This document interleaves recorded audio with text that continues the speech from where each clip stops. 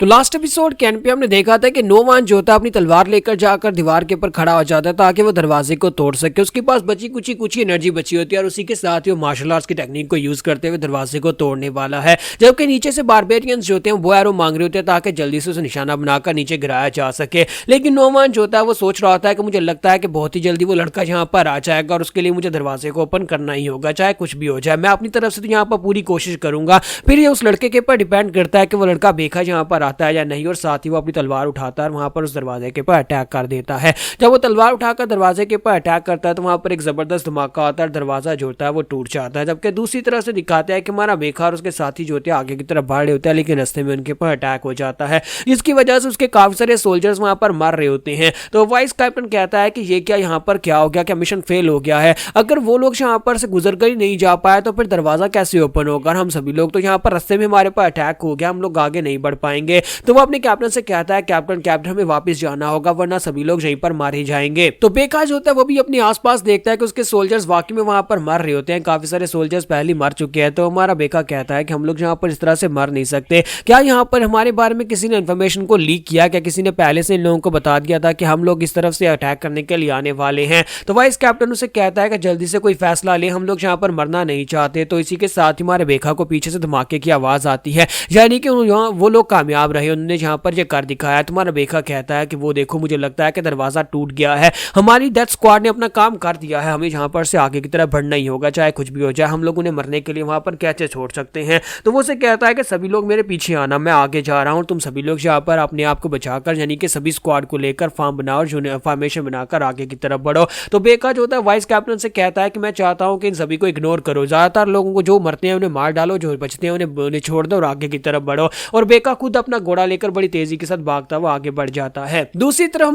नोमान जो होता है वो दरवाजा तोड़ने के बाद अभी इंतजार कर रहा था और कहता है कि मुझे लगता है कि वो लोग भी रास्ते में काफी ज्यादा दिक्कत का सामना कर रहे होंगे, क्योंकि हमारे प्लान के बारे में पहले से लोगों को पता चल चुका था मंगोलियंस को। अगर हमारे पर रास्ते में अटैक हो सकता है तो फिर उनके ऊपर भी अटैक हुआ होगा, जिसकी वजह से उन्हें यहाँ पर पहुंचने में काफी ज्यादा दिक्कत होगी। बस यहाँ पर उम्मीद करता हूँ कि वो लड़का मुझे छोड़कर भाग मत जाए। अगर वो लड़का वापस चला गया, भाग गया, तो फिर इसका मतलब यह है कि मैं यहाँ पर मरने वाला। और मैंने उस लड़के को कुछ ज्यादा ही ओवर एस्टिमेट कर लिया था, मुझे लगा था कि वो लड़का यहाँ पर मुझे बचाने के लिए जरूर आएगा। जब किसी के साथ ही वही हट्टा कट्टा बारबेरियन जो होता है अपनी तलवार लेकर उसके सामने आ जाता है और कहता है ये क्या, तुम्हारी तो कोई रीइंफोर्समेंट्स नहीं आ रही, हमें तो लगा था कि तुम दरवाजा इसलिए तोड़ रहे हो ताकि तुम्हारे लिए रीइंफोर्समेंट्स आ सके, तुम्हारी आर्मी बाहर खड़ी होगी, लेकिन यहाँ पर तो कुछ भी नहीं है, फिर तुमने इस अच्छे से दरवाजे को क्यों तोड़ दिया? तो अब यहाँ पर दरवाजा तोड़ने की सजा तुम्हें सजाए मौत दी जाएगी। और साथ ही अपनी तलवार उठाकर उसे मारने लगता है। लेकिन नोमान जो होता है आगे से हिलता भी नहीं, चुपचाप वहां पर बैठा होता है, क्योंकि नोमान को पता होता है उसके पास ज्यादा एनर्जी तो बची नहीं है, तो फिर यहाँ पर इस जगह के ऊपर मरना ही बेहतर है। तो नोमान सोच रहा था कि मेरे जैसे एक डीमन के लिए बैटलफील्ड के ऊपर मरना तो एक ब्लेसिंग की तरह है और मैं यहाँ पर इस जगह के ऊपर मरने को तैयार हूँ। लेकिन अफसोस कि मैं यहाँ पर उस लड़के को पंच नहीं मार पाया।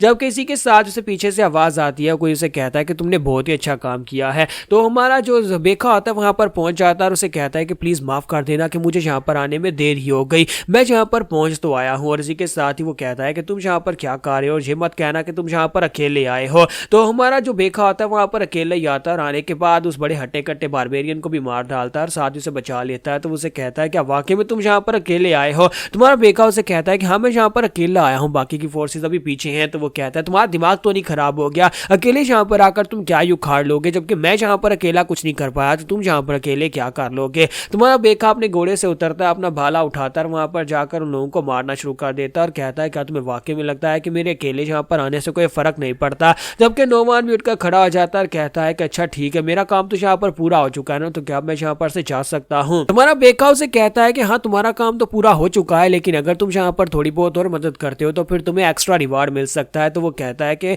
मुझे यहाँ पर पैसा बिल्कुल भी नहीं चाहिए, तुम अपने वादे को पूरा करोगे। मैंने तुमसे कहा था कि अगर यहाँ पर मैं इस तुम्हारे मिशन को पूरा करके जिंदा वापस आता हूँ तो फिर तुम मुझसे फाइट करोगे और मेरा एक पंच खाओगे। तुम्हारा बेखा उसे कहता है ये तो तुम्हारे पर डिपेंड करता है कि मैं तुम्हारा पंच खाता हूँ या फिर तुम मुझसे पंच खाते हो, अगर तुम यहाँ पर जिंदा बच पाया तो भी यहाँ पर ऐसा होगा। तो नोमान उसे कहता है कि हाँ क्यों नहीं, अब इसके लिए परेशान होने की जरूरत नहीं है, मैं यहाँ से जिंदा बच कर ही आऊंगा और मुझे यहाँ पर स्लो तो बिल्कुल ही मत करना। और दोनों फिर से वहां पर अटैक करने के लिए आगे बढ़ जाते हैं। तो हमारा बेखा जो होता है वो सोच रहा होता है कि मुझे लगा ही था कि यहाँ पर ये लोग सर्वाइव कर पाएंगे, लेकिन इन लोगों ने अच्छा किया, बहुत ही अच्छा काम किया। और साथ ही वो अपनी आर्मी के बारे में सोच रहा होता है कि पता नहीं मेरी आर्मी कब तक यहाँ पर पहुंचेगी, ज्यादा लोग नहीं मरने चाहिए, क्योंकि उन लोगों से मैं कह कर आया था कि जल्दी से मेरे पीछे आ जाना। तो उसकी आर्मी जो होती है वो लोग भी बड़ी तेजी के साथ भागते हुए उसी तरफ आगे बढ़ रहे होते हैं ताकि वो बेस के ऊपर पहुंचकर अपने कैप्टन का साथ दे सके। तो यहीं पर से नेक्स्ट सीन हमें दूसरी तरफ का दिखाया जाता है जहां पर एक सोल्जर जिसकी बॉडी के ऊपर एक स्नेक का टैटू होता है, वो असल में एक ऑर्गेनाइजेशन का मेंबर होता है जिसका नाम डोंग चैंग होता है। तो वो बंदा जो होता है वो सोल्जर्स के आर्मर को उतारता है और वहां पर एक दूसरे सोल्जर जो कि यहाँ पर इनकी आर्मी का एक सोल्जर होता है, यानी कि गवर्नर की आर्मी का एक सोल्जर होता है और वो गवर्नर का दोस्त भी होता है।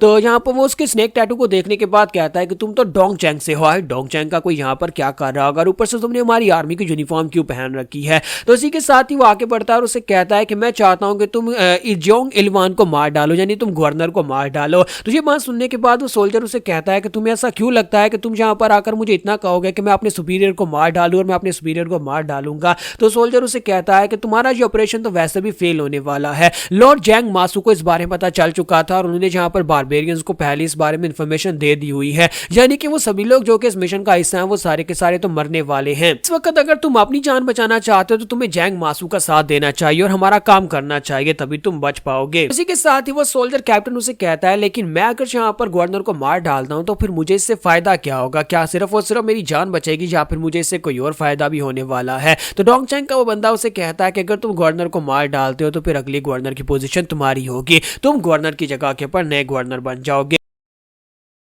तो यहीं पर से नेक्स्ट सीन हमें कैपिटल का दिखाया जाता है जहां पर दिखाता है कि एक मंत्री जो होता है भागता हुआ जा रहा होता है और कहता है कि जैंग मासू कमीना कहीं का, उसने यहाँ पर ये क्या कर दिया, उसने एम्परर को मार डाला है। जहाँ पर एम्परर मर चुके हैं लेकिन जो कुछ भी हुआ है उसने यहाँ पर अपने रास्ते में आने वाले सभी मंत्रियों को मारना शुरू कर दिया है। मुझे जल्दी से जल्दी जाकर अपने ग्रैंड मार्शल को इस बारे में बताना होगा। तो ये जो मंत्री होता है ये ग्रैंड मार्शल का वफादार होता है, वो जल्दी से भागता हुआ उसकी तरफ जा रहा होता है और कहता है कि मुझे जल्दी से जल्दी डोंग पेंग जोनहो को इस बारे में बताना होगा, इससे पहले कि काफी ज्यादा देर हो जाए, जैंग मासू पूरी तरह से एम्परर की गद्दी के ऊपर कब्जा कर ले, हमें कुछ करना होगा। लेकिन वहीं पर रास्ते में डोंग चैंग का एक और बंदा उसके सामने अपीयर होता है और उसे कहता है कि जनरल स्ट्रेटजिस्ट तुम कहां पर जा रहे हो। तो इस जनरल स्ट्रेटजिस्ट का नाम सामा जंग होता है। तो सामा जंग जो होता है उसे वहां पर रास्ते में रोकता है और उसे कहता है कि यहीं पर रुक जाओ, और साथ ही उसने अपने हाथ में एक छोटी सी पोटली पकड़ रखी होती है जिसके अंदर शायद कुछ है। तो जैसे वो सोल्जर उसके सामने आकर खड़ा होता है तो मास्टर सामा जंग उसे कहते हैं कि तुम्हारी हिम्मत कैसे हुई, तुम यहाँ पर मेरा रास्ता कैसे रोक सकते हो, मैं यहाँ का एक मिनिस्टर हूँ जबकि तुम सिर्फ और सिर्फ एक गार्डियन हो, तुम्हारी हिम्मत कैसे हुई मेरा रास्ता रोकने की।